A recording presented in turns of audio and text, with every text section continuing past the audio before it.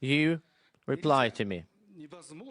It is impossible and even harmful to set any deadlines because at this point there is not enough trust between the countries to do that. Well, in September, during a plenary session at the Eastern Economic Forum, which took place in Vladivostok, you suggested that Russia and Japan sign a peace treaty by the end of the year, not now, without any preconditions. That's what you said. Can you please explain us now? Does that mean that we today have enough trust between each other to do that, to sign the peace treaty? Or it means something else? Thank you.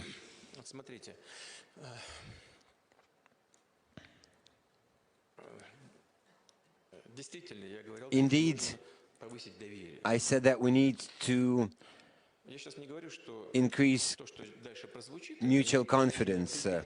What I'm going to say is not really an insurmountable obstacle, but nonetheless, we are talking about strengthening confidence, signing an agreement, achieving a compromise as regards territorial issues, which Japan keeps bringing up, even though we believe that that dispute is non-existent. But we still don't refuse dialogue. At the request, at the behest of Prime Minister Shinzo Abe, we are providing opportunities, a simplified, facilitated visa regime for Japanese citizens who would like to visit those territories, visit the cemeteries and the tombs of their ancestors. So, for our part, we try to strengthen that confidence and mutual trust with Japan. And Japan has introduced sanctions against Russia. Is that a step toward building confidence? Do you think, where is Japan and where is Ukraine, or Europe for that matter? Tell me, was that done to strengthen confidence? But still, despite that, we don't refuse contacts, we don't refuse dialogue with Japan. Your Chinese colleague just asked me a question, and you know, Russia and China used to have a lasting discussion as regards territorial issues. It took 40 years. Can you imagine that?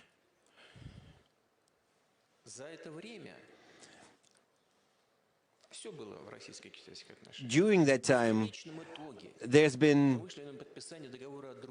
different stages in Chinese-Russian relations, but we still arrived at a situation where we were able to sign an agreement on friendship, and we reached a level of relations which was unprecedentedly well. Even though we had not resolved our territorial issues completely by the time. But, you know, once we signed that friendship agreement, was that the end of our deliberations on our territorial issues? Of course not. But it provided an enabling environment for actually finding a compromise. And that's what we eventually did. We found a compromise and we signed an agreement as regards territory. And that's exactly what I proposed to Prime Minister Abe. If we sign a peace treaty now without resolving our territorial issues, it doesn't mean that we will just throw away these issues and forget them completely. That actually means that we'll be able to address them. And our example with China proves that. First, we created this enabling environment of mutual confidence, and then we were able to resolve the territorial issue. Now, for over half a century, we've had this stalemate with Japan, unable to move forward. Let's sign this peace treaty and move on in our bilateral relations without creating more problems, and we'll continue debating those territorial issues and discussing them. We don't refuse to, but Prime Minister Abe has his own opinion. And we later attended the youth judo tournament with him, and we continued this discussion informally with him. And he told me that such an approach would be unacceptable for Japan today, that first we need to resolve those paramount territorial issues, and only then would we be able to discuss a peace treaty. But really, we've been in a stalemate on this for 70 years, and there is no end in sight. We're talking about joint economic activities, joint economic operations on those islands between Russia and Japan. That is a positive idea, but its implementation has been very limited. But we're prepared to work in it in the future. Thank you. Your Eminence, Tikhon, please.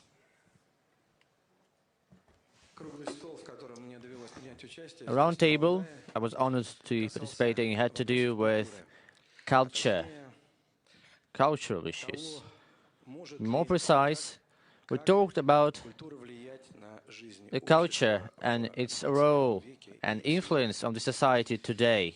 At the very beginning of our discussion, Mr. Anusi asked a question: can we at all grasp the idea of how we assess a culture of a nation, of a society? And a very interesting opinion was voiced back then. Maybe that kind of assessment would have to do with compassion. I mean, the overall culture, not like some section or subsection of it. That was probably a debate on some very far-fetched topics, but what we saw happening in Kerch, we don't know what really happened, what were the motives behind what that man did. But we see that aggression is rising, intolerance is rising across the world. And my question is as follows: how would you assess the, well, let's say, outcomes of our roundtable? Because we believe that mercy, charity, is one of the key criteria to assess a culture. When we talk about the state policies in the field of culture, and we all understand that we cannot regulate culture.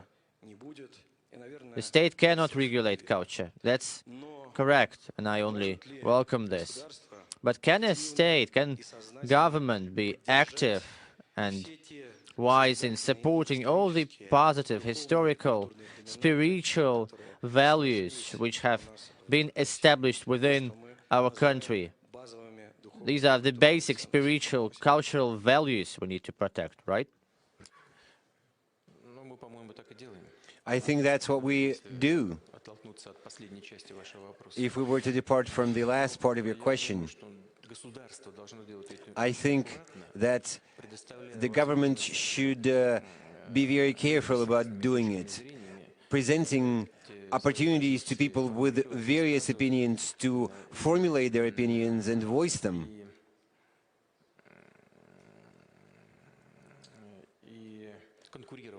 And to compete with each other. For example, to compete with your outlook. Maybe that is rather unexpected. Maybe it's an unexpected thing for me to say, but that's what I believe in. I do sympathize with you, but as a head of state, I believe it is my duty to provide every citizen with an opportunity to speak their mind, to express their opinion. And here I am referring to the first part of your question. What is mercy? One of the religious values. In modern terms, in contemporary terms, it is tolerance. At least one aspect of mercy is about tolerance. And if we think that mercy and tolerance are really characteristic features of a culture, then we must provide people with an opportunity to speak their mind and be heard. Well, talking about mercy and charity, I think we have someone who should be the next to ask the question. Thank you very much. Thank you for giving me an opportunity to participate, to be present here. Yesterday we had a discussion, a very important one. It had to do with cooperation between the society and the authorities. Thank you for giving me that kind of foundation for my question now. During the first part of your discussion, you were talking about war most of the time. I am a person that presents a different part of life. We will all die eventually. One day, we'll all die. So I don't really understand. It can happen differently in different ways. I agree. Palliative assistance. Well, you see, we try to give as much love as possible to people who know that the end will soon come. And they spend the time they have to say, I'm sorry, I forgive you, I love you. Things we've been discussing so far, these words have to do with the death, which has to do with aggression and hate. He said, we are not afraid. We're not afraid to have that kind of responsibility. We, in our country, have a lot of people, 80 million people, who are afraid because very close they see people dying, their close relatives. They die because they don't have proper treatment, adequate help. I've been talking about these things for years. You know about our priority project that was part of your decree, and a lot of money was allocated last year or this year to palliative help. But this sum of money, only 12% we've got. Only that much we could spend. All the other sums we'll be getting back to the budget, and later on I probably will have the right. Can we go back to this? And you say, but you return the money, that means you don't need it. But that's not so. So I would like to say that Russia plays a very special role, and it has played that special role in the history. We discuss sanctions, that's right. We should also discuss people. People who form the country, 80 million. That's a lot, 1.3 million people.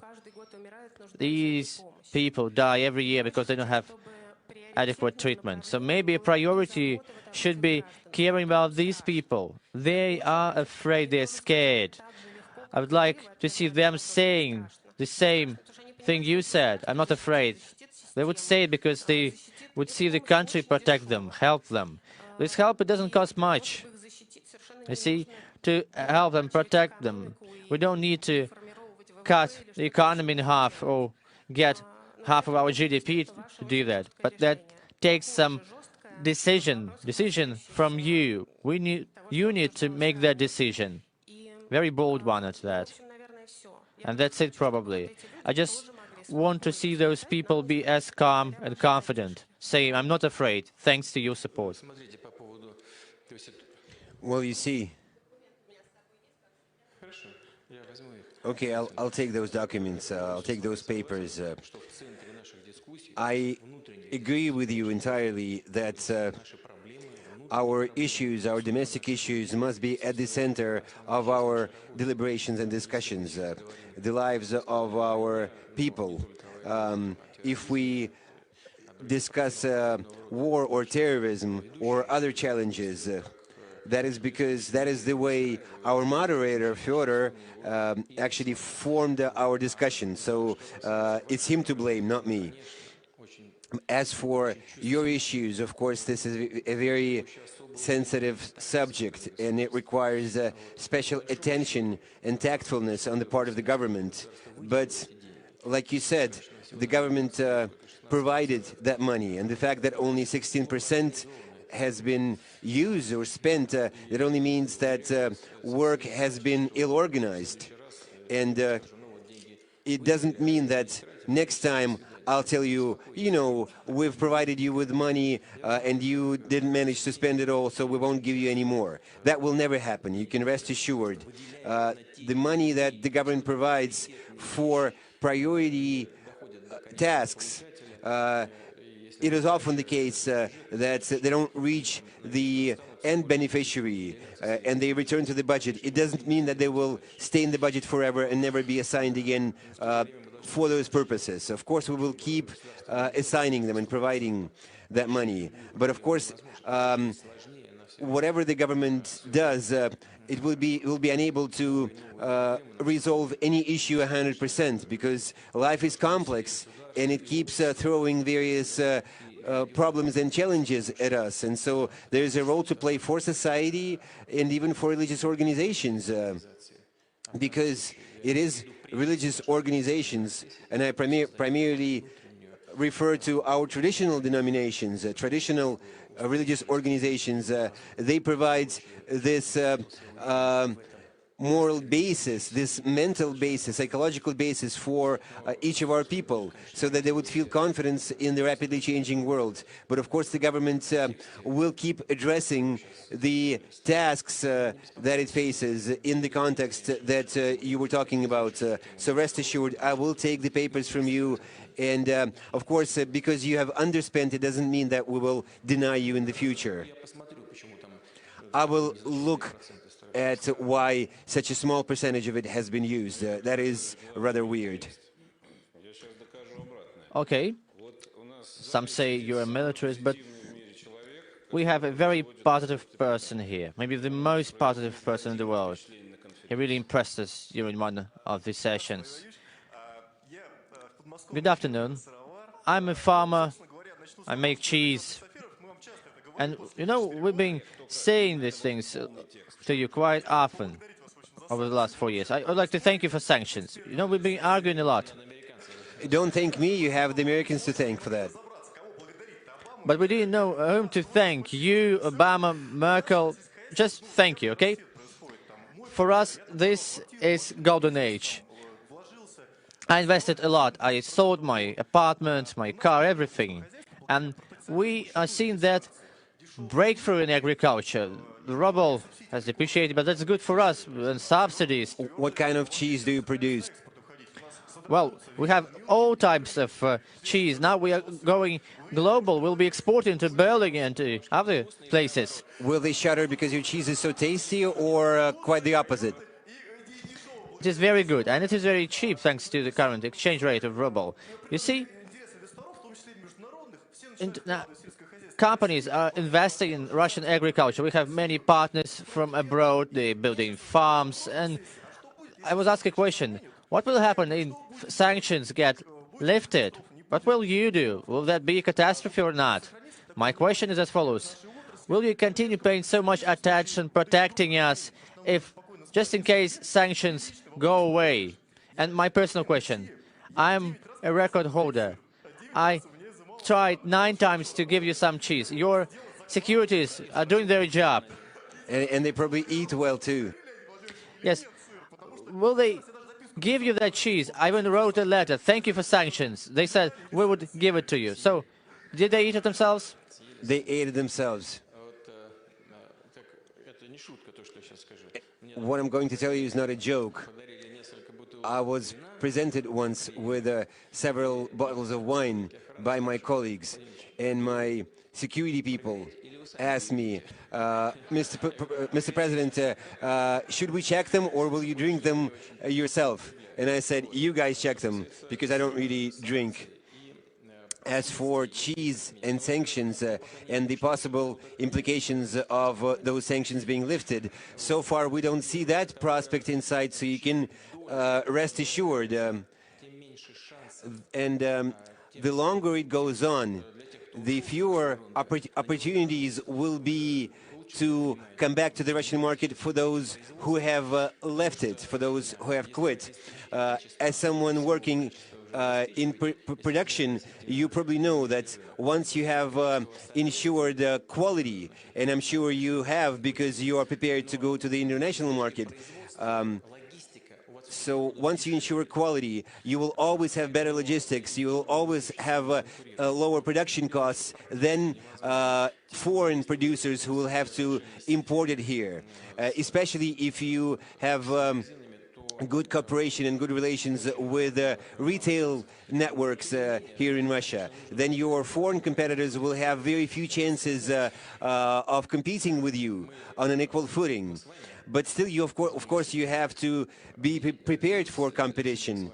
And I need to say this: you and I, and I'm saying you and I because we're faced with the same objective, and that is improving and developing our economy, especially such an important area as agriculture. We have to be fit for competition from abroad. We cannot always rely or count on sanctions or counter-sanctions or tariffs and,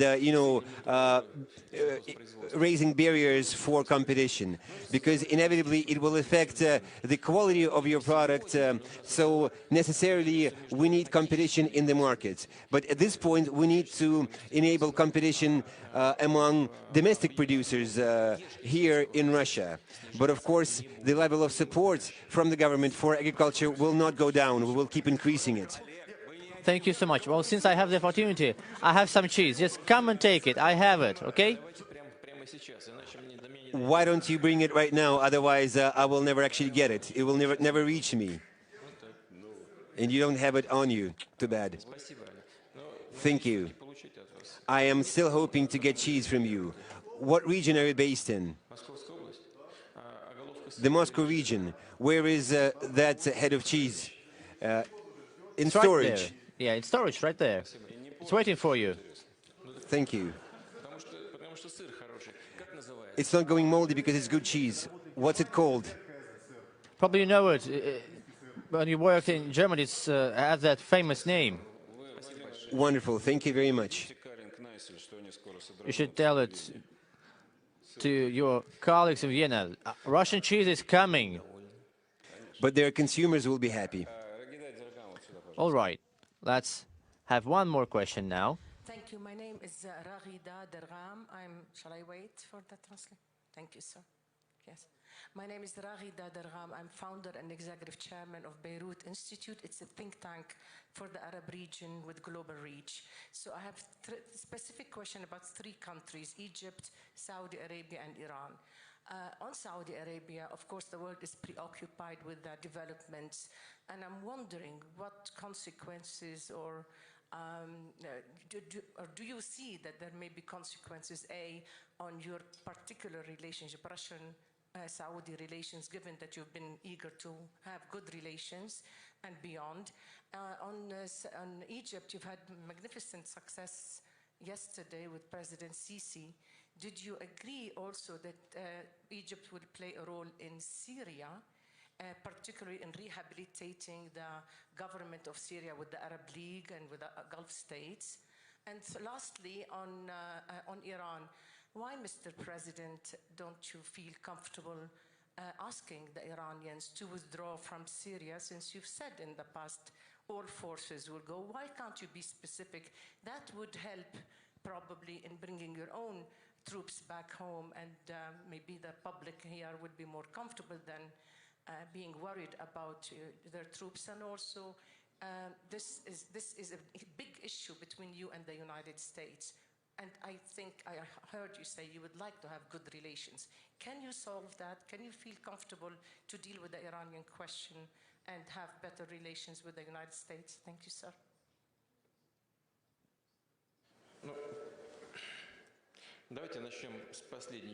Let's start from the last part of your question, from the issue of Iran. You know, it is better to be worried for Russian troops in Syria than to worry for Russian troops in Russia.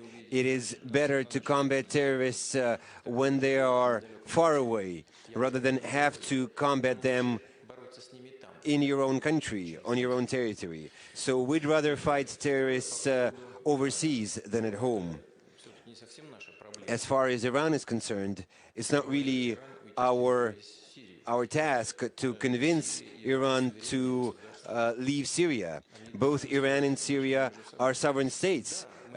They should work it out between themselves. Of course, we have strong relations with both Syria and Iran, and moreover, through deliberations and discussions with our Iranian partners, we have resolved some of the issues, such as withdrawing strike systems from Israeli borders, from the Golan Heights. But as regards a full withdrawal, that is a separate issue, and it should be resolved through a dialogue between Iran and Syria, Iran and the United States. We are also prepared to be part of that discussion. Thirdly, for Syria to be able to stop using military assistance from its allies, one of which is Iran, it must have an enabling environment for preserving and strengthening Syrian statehood. So those who would like Iranian troops to leave Syria, they must provide guarantees of non-interference in the domestic affairs of the Syrian Arab Republic. They should stop funding terrorists and using them for their own purposes and setting them against the legitimate Syrian government. That is, of course, a complicated issue, and it is a responsibility for all the parties that have been drawn into this conflict.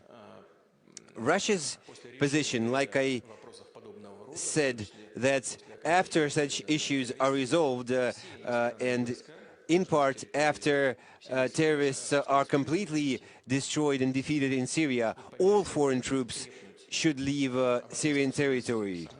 And as Syria's own defense capabilities grow stronger, and also in accordance with the request, with the willingness of the Syrian government. Those are the main criteria for foreign troops to leave Syria. Now, as for Saudi Arabia, I don't really understand what you are unhappy with. Indeed, we have achieved good relations, friendly relations with Saudi Arabia. So what is your concern? Could you specify, please? Because of the developments in Istanbul at the consulate, the Saudi consulate, there is a big interest worldwide in the investigations regarding the assassination or the killing of Jamal Khashoggi, the journalist who is our colleague and has been participant in the Valdai group. So this is what I'm talking about. Right now, of course, there's pressure on President Trump that may reflect on the midterm elections, and there are countries pulling out and countries being concerned,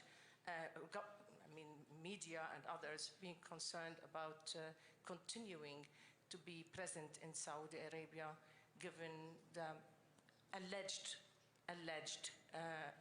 feeling that maybe some in the government may be involved in this atrocity of killing Khashoggi. That's what I meant. Do you think it will impact your relations with Saudi Arabia at all? And please don't forget also the question about Egypt. Thank you.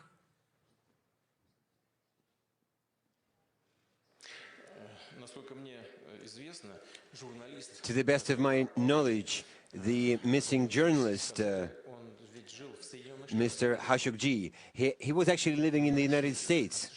He wasn't living in Russia. His place of residence was the U.S. And in that sense, it is the U.S. that bears a certain responsibility for what happened to this journalist. He chose the U.S. As refuge when he sought political asylum. As regards this situation, we should wait for the investigation to produce results. How can Russia go and ruin its relationship with Saudi Arabia before we know what actually happened there in Turkey? As far as I know, this man was one way or another a part of the Saudi elite. He was related to people who are part of the Saudi elite. And looking at what's going on in the States between American elites, we hope that it won't reach the situation that they have in Saudi Arabia. But until we know what actually happened to that journalist, how can we take action to undermine our relationship with Saudi Arabia? If someone knows what actually happened and they're sure that it was a murder, they should provide evidence, and based on that, we will take necessary action. And as for Russia, I would like to tell you something. Certain steps from time to time are taken vis-à-vis Russia, including sanctions based on false pretexts. When Russia is accused of something, up to using chemical weapons, even though Russia actually destroyed its chemical arsenals, and the US has not, even though they had undertaken such commitments. So when Russia is accused, no evidence is offered, but measures are taken against Russia, such as sanctions. And now you're saying that there was a murder in Istanbul and no action is being taken. So I think we should really figure out some kind of a common approach, a standard approach to such issues. But like I said, we spent many years working on our relations with Saudi Arabia, and the fact that a person is missing, it is a tragedy, but first we must figure out what actually happened to him. As for Egypt, Russia has good, friendly relations with Egypt. Recently, we marked the 75th anniversary of establishing diplomatic relations between our countries, and they're not just being restored with Egypt now, but they have been restored. Their quality is back. We are actively developing them. We have big plans as regards economic cooperation, primarily energy, not just carbon fuels, but also not just fossil fuels, but also nuclear power. We have provided a loan for up to the year 2029, and those are very beneficial relations for a nuclear power plant to be built in Egypt, and that is also helpful for Russia because we are helping Egypt develop its economy, and we're also providing Russian producers of nuclear equipment with work.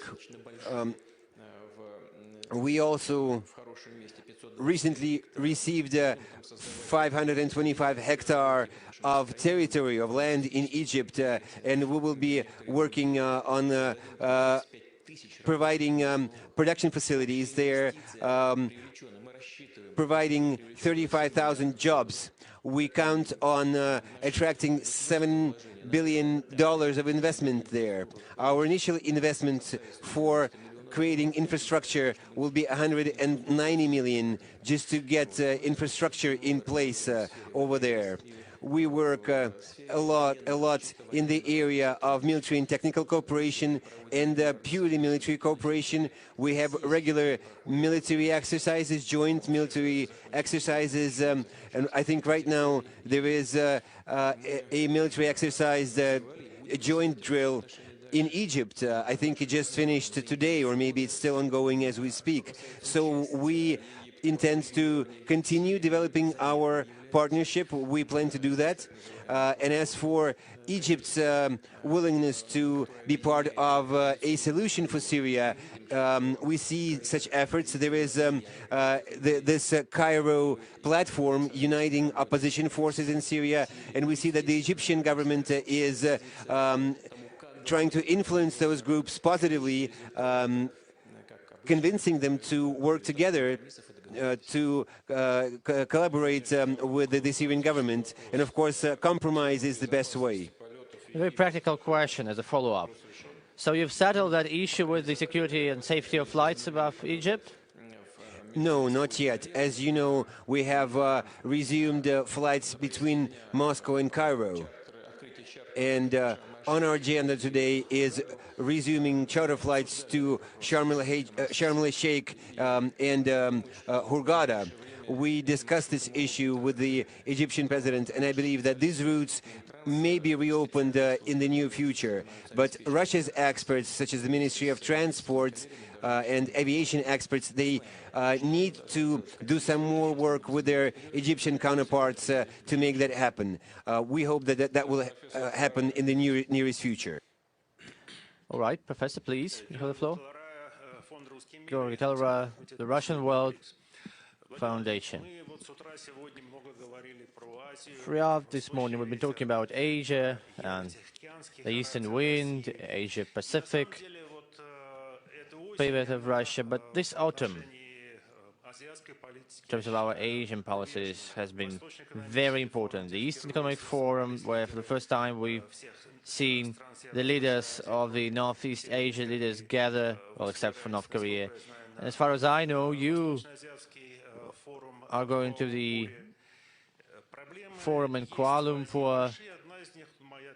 There are many problems in Asia. One of them is the Korean problem, as I call it. And we've seen some progress. Last year when we met, we thought that we were on the brink of war. Maybe now we're on the brink of peace. In your opinion, what is it Russia can give to this process, facilitate this process? You know that between North Korea and the USA, well, relations has been tense, and Russian diplomacy has done a lot, but maybe we can do even more than that, helping with the issue of sanctions. We have sanctions on ourselves, and our trilateral project is suffering from sanctions. Maybe we should take some steps to address this. You know, the situation in the Korean Peninsula is evolving in a positive way in general, and we all see that. Like you said, they were on a brink of war, and now they are on a brink of peace. Direct contacts between the U.S. administration and the North Korean government continue, and we hope that they will continue to move on in the nearest future. We've heard that a new summit is being prepared between Kim Jong-il and President Trump. We hope that it will happen, and I would like to reiterate my position. I don't think that such collaboration will be efficient if it remains a one-way street. You know, demanding total disarmament and denuclearization from North Korea without providing it with any security guarantees in return, I think it doesn't really, it's not really promising. But, you know, if the North Koreans believe in what Americans promised them, maybe that could be the best way to relieve tension. Maybe, I don't know. But as for Russia's possible positive role, we could actually implement the tripartite plans that we've spoken about, you know, uniting our railways between North Korea, China, and Russia, or having gas pipes through North Korea from Russia into South Korea, or setting up joint ventures between our countries, because, you know, joint activities, joint projects in the area of the economy and economic cooperation, it actually provides an enabling environment for political contacts and for strengthening security. And we shouldn't forget that China has done a lot in this area. We have a joint platform together with China. I won't repeat myself because a lot has been said about it already, but we will stick to those joint arrangements. What else Russia could do, it seems to me, and I've spoken about this as well before, I think an important thing would be to provide security guarantees to North Korea. And here, Russia also could play a role, because it seems to me that such guarantees, for them to be really efficient, they need to be international guarantees. We are interested in the Korean Peninsula to be free from any actual hot war. We are interested in peace being preserved there. We are neighbors with that region. We are one of the permanent members of the UN Security Council, along with the US and China. We could jointly provide such guarantees in being part of that system. Yulan Kair, please. Good afternoon. Mr. Putin, I would like to again ask you a question about Asia. 5 years ago, when you visited Kazakhstan, the leader of China announced the Silk Belt Road initiative. 2 years after that, you and the leader of China made a statement on coupling the Eurasian Economic Union and the Silk Road initiative. Well, taking into account all the recent events in the field of international affairs, rise of that trade war between the US and China, and as for these initiatives, are they still relevant? Are they still that important? Maybe some new initiatives may come up. And my second question, in August, you and your colleagues, leaders of the Caspian states, made a very important decision to adopt a convention which, according to many, is a constitution of the Caspian region. So what will be the further cooperation on that track?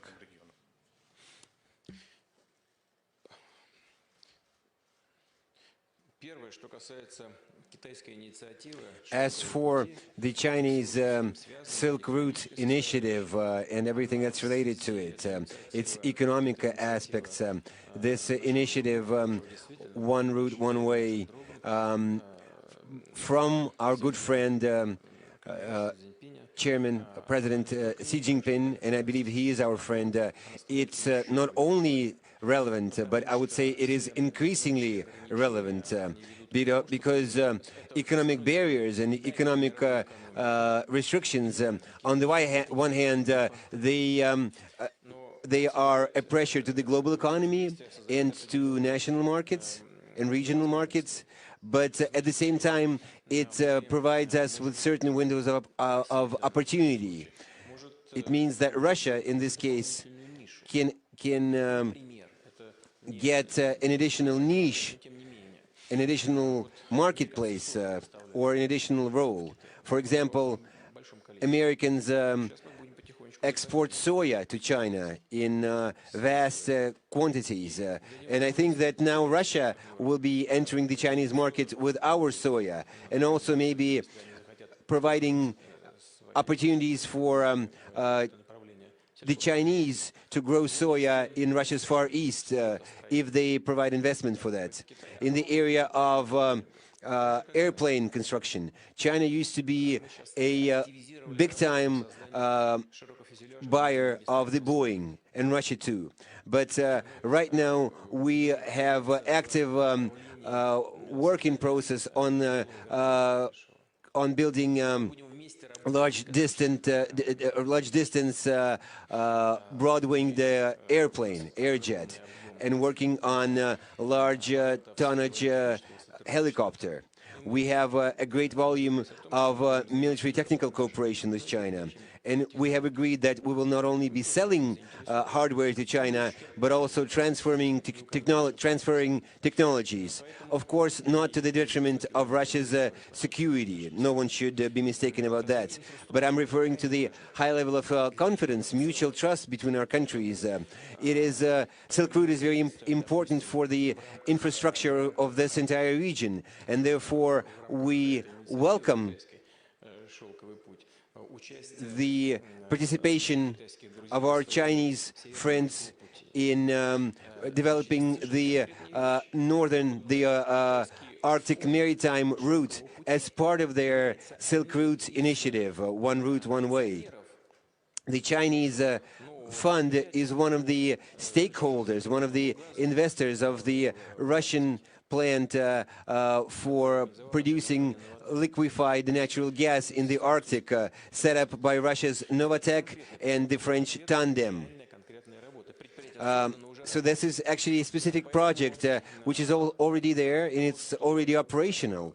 This production facility is already operational. And due to the fact that sanctions are being imposed, this initiative doesn't become irrelevant. On the contrary, it gains new meaning. Our trade volume, our turnover with EU countries, actually it's been increasing. It went down at some point almost twofold, but now it is growing. But our turnover with Asia-Pacific nations is growing at twice that. Is growing at a much higher rate, and the share of the European Union in Russia's exports is 42%. And Asian countries, Asia-Pacific countries, their share is already 31% and still growing.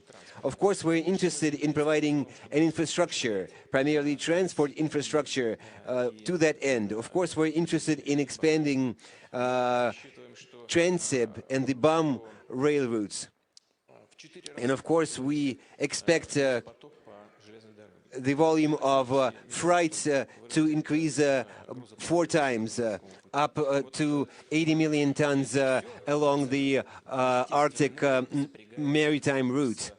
All of that is naturally related to the Chinese Silk Route initiative, and with Russia's and with the development of the Eurasian Economic Union, which Kazakhstan is one of the key players in. So we're happy with the developments in this area, and we'll continue to work in this area actively with all our partners in the future. Andrei Sushintsov, please. Andrei Sushintsov, GIMO, Institute for International Studies. Mass media has started saying that a number of countries are conducting biological weapon elements, and experts have long been asking themselves, will anyone be seeing U.S. laboratories for biological weapon researchers being located in some third countries? And former Minister of Civil Security of Georgia presented some documents. The Biological Convention prohibits that kind of research. How reliable is this data, and what measures can be expected? I can't really judge how reliable it is. I've seen the statement of the former. Разработки, если они действительно проводятся, они очень опасны. Such research was being done or is being done. It is very dangerous. It's related to the latest genetics research. And from what I've seen, I can only say what it's about. It's about certain substances being identified which can affect people in a selective way based on their ethnic background, and within a generation or two. And there are tests, there are experiments being done on animals, on dogs and rats, whose genetic cycles are rather fast. And in a second generation, you see mutations that change even the outlook of the species completely. And if that is true as regards that research in Georgia, of course, that is highly alarming. How we should counteract it? We all need to be aware that action equals counteraction. Nothing goes without a trace. If someone is doing that, they should be aware that others will be doing that too. And so at the onset, we probably need to sit down and work out the rules of conduct in such a sensitive area. Mr. Putin, if I can kindly ask you to do this thing. Okay, Yaroslav Sawolik here, please.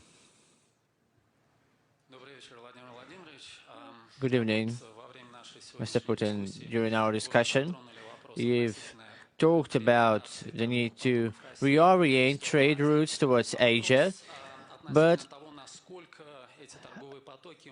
these routes, can they be using some other currencies, not the dollar? Can we, well, refuse using dollars in our trade? We have different opinions, both in Russia and internationally.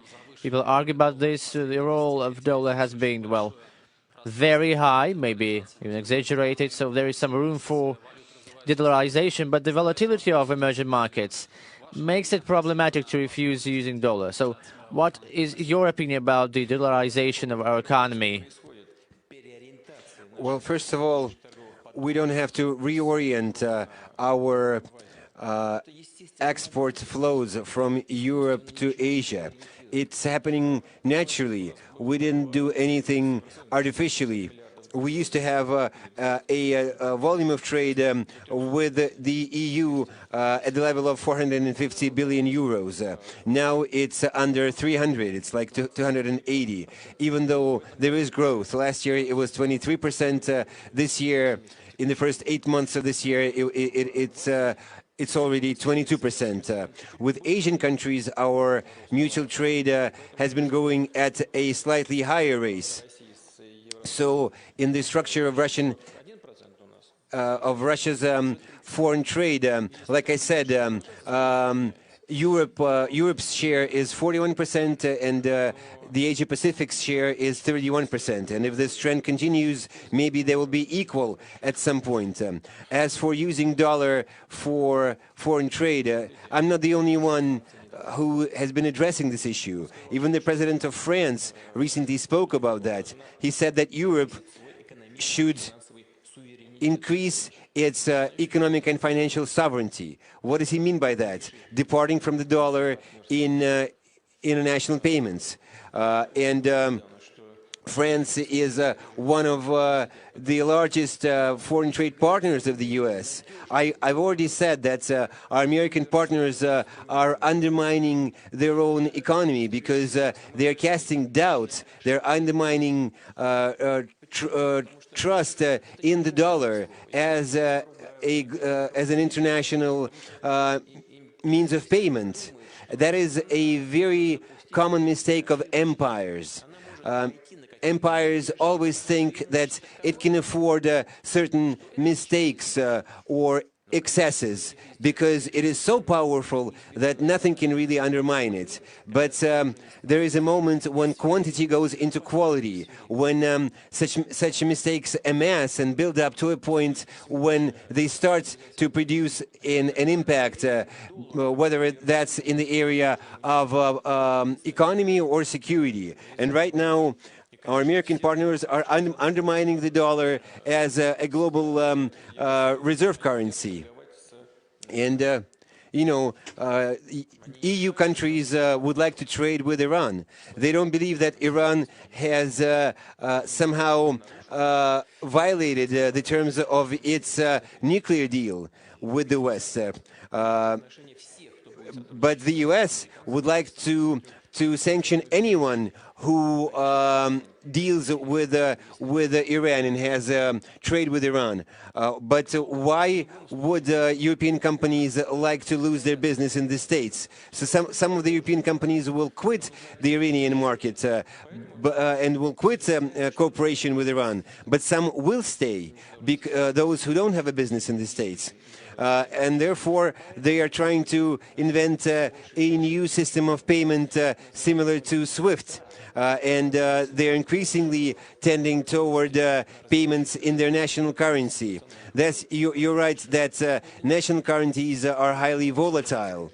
That is inevitable. But instruments are being developed that decrease such volatility. For example, within the framework of the BRICS, there is a pool of national currencies. There is a joint BRICS bank established. Of course, it is incomparable to the IMF as regards its capabilities, but still, these are developments in that direction.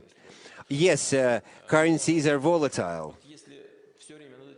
But if you keep addressing it, and now they are addressing this issue permanently, there are elements of hedging risks, such elements of insuring against risks or hedging risks, they will be invented.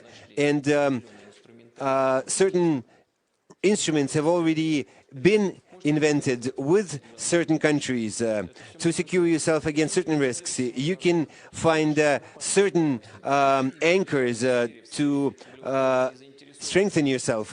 Russian companies, of course, are not interested in giving up the dollar, especially Russia's oil companies. They're not prepared to adopt national currencies for their payments. But once such instruments are invented, you will see such a transition. And as soon as that happens, dollar will be faced with a very difficult time as a universal means of payment, as a global reserve currency. We will certainly be moving in that direction, not because we'd like to undermine the dollar, but because we would like to secure our own economic positions, because we are constantly being sanctioned, and they prevent us from working with dollars, and that's why we had to reduce our gold and currency reserves in their dollar equivalent. Because of that. Why they needed to do it is a mystery to me. They could, move toward their objectives without undermining their own currency, the dollar. But still, in the U.S., they are moving in that direction, and I think they're making a mistake. In the whole, we have people who know how to live without any dollars in use. Thank you, Mr. President. Ambassador Samjapur, please. Thank you again. I have a question about militarization of Middle East. 3 facts. First, there are military activities in Syria beyond the control of Syrian government. Second, there are people in the United States emerging who were responsible for invasion of Iraq and no cons. Third, there are some actors in the region who really want a military confrontation, bringing U.S. to a broader military confrontation. How do you see the picture, and how would be the U.S. response? Do you feel there is more militarization in the region, and this militarization need to be contained? Thank you.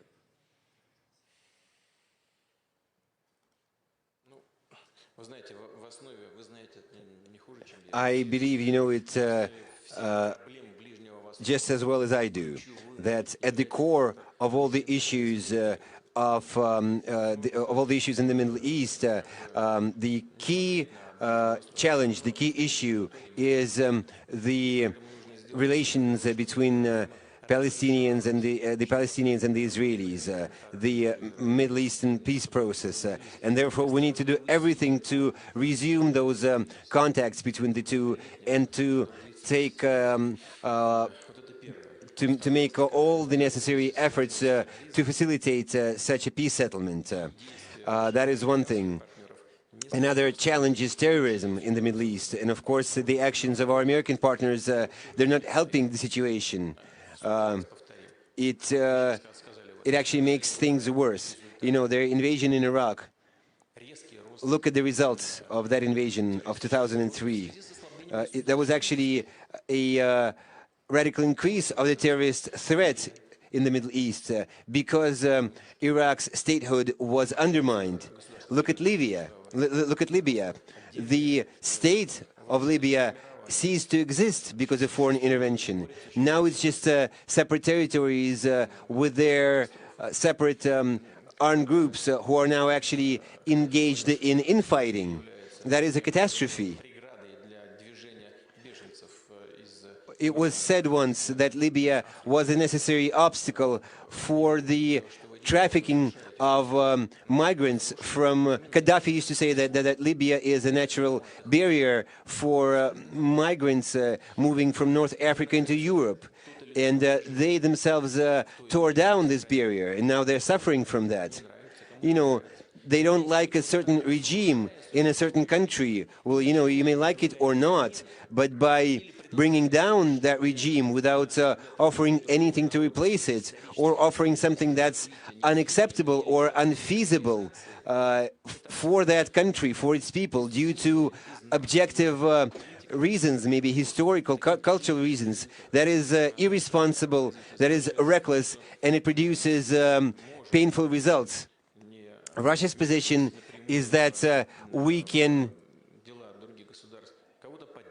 support certain countries or sympathize with them without interfering in the domestic issues. But the basis should be the development, the interior development of those nations. It may